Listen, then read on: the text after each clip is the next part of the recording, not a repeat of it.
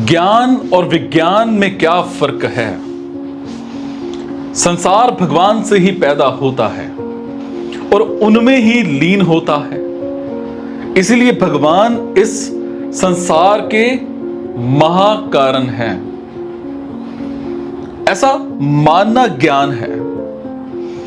भगवान के सिवाय और कोई चीज है ही नहीं, सब कुछ भगवान ही है। खुद भगवान ही सब कुछ बने हुए हैं, ऐसा अनुभव हो जाना विज्ञान है। अपरा और परा, अपरा और परा प्रकृति मेरी है। इनके संयोग से संपूर्ण प्राणियों की उत्पत्ति होती है और मैं इसमें संपूर्ण जगत का महाकारण हूं, ऐसा कहकर भगवान ने ज्ञान बताया। मेरे सिवाय दूसरा कोई है ही नहीं। सूत के धागे में उसी सूत की बनी हुई मणियों की तरह सब कुछ मेरे में ही ओतप्रोत है, ऐसा कहकर भगवान ने विज्ञान बताया। जल में रस, चंद्र सूर्य में प्रभा मैं हूं। संपूर्ण भूतों का सनातन बीज मैं हूं। सात्विक, राजस और तामस भाव मेरे से ही होते हैं। भाव मेरे से ही होते हैं, ऐसा कहकर ज्ञान बताया। ये मेरे में और मैं इनमें नहीं हूं, अर्थात सब कुछ मैं ही मैं हूं, क्योंकि इनकी स्वतंत्र सत्ता नहीं है, ऐसा कहकर विज्ञान बताया। जो मेरे सिवाय गुणों की अलग सत्ता मान लेता है वो मोहित हो जाता है, परंतु जो गुणों से मोहित ना होकर, अर्थात ये गुण भगवान से ही होते हैं और भगवान में ही लीन होते हैं, ऐसा मानकर मेरे शरण होता है, वो गुणमयी माया को तर जाता है।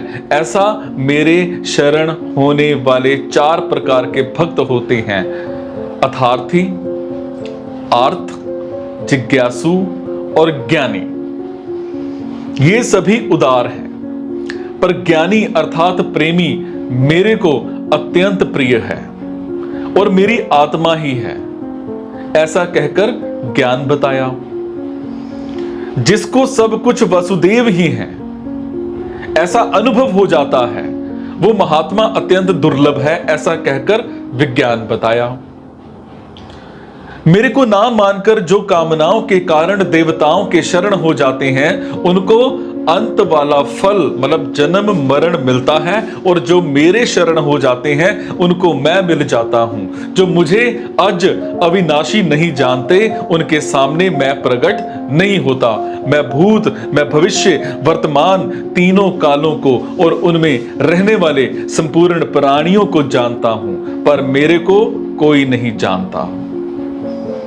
जो द्वंद मोह से मोहित हो जाते हैं, वो बार बार जन्म मरण को प्राप्त होते हैं। जो एक निश्चय करके मेरे भजन में लग जाते हैं, उनके पाप नष्ट हो जाते हैं और वो निर्द्वंद हो जाते हैं, ऐसा कहकर ज्ञान बताया।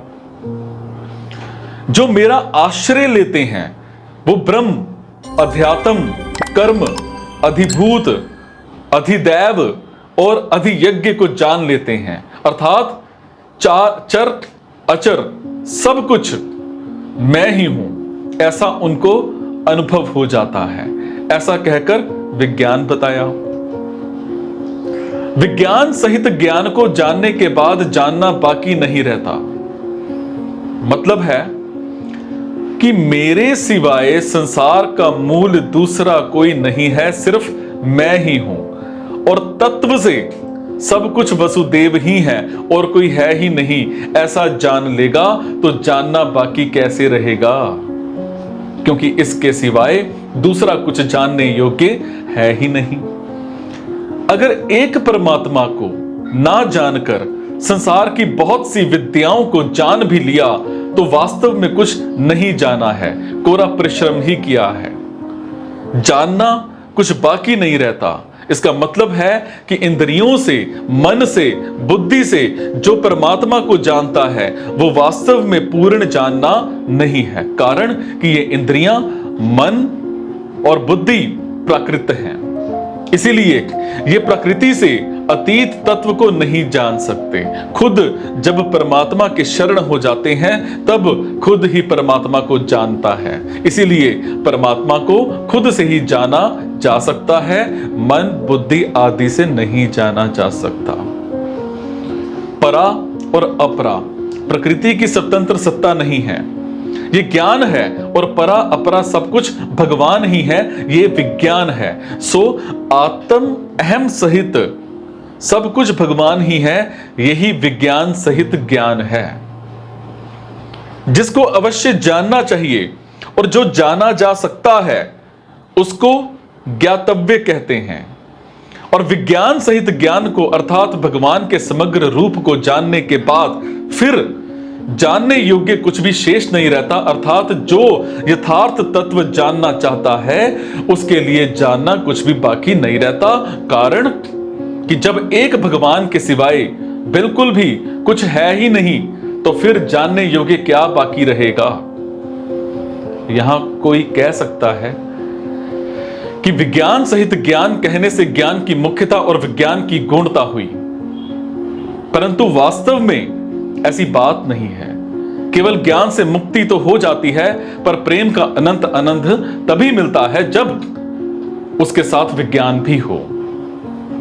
ज्ञान धन की तरह है और विज्ञान आकर्षण है।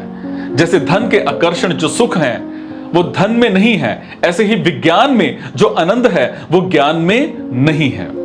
ज्ञान में तो अखंड रस है, पर विज्ञान में प्रतिक्षण वर्धमान रस है। इसलिए विज्ञान सहित ज्ञान कहने में भगवान का लक्ष्य मुख्य रूप से विज्ञान की तरफ ही है और उसी को भगवान श्रेष्ठ बताते हैं, क्योंकि विज्ञान समग्रता का वाचक है।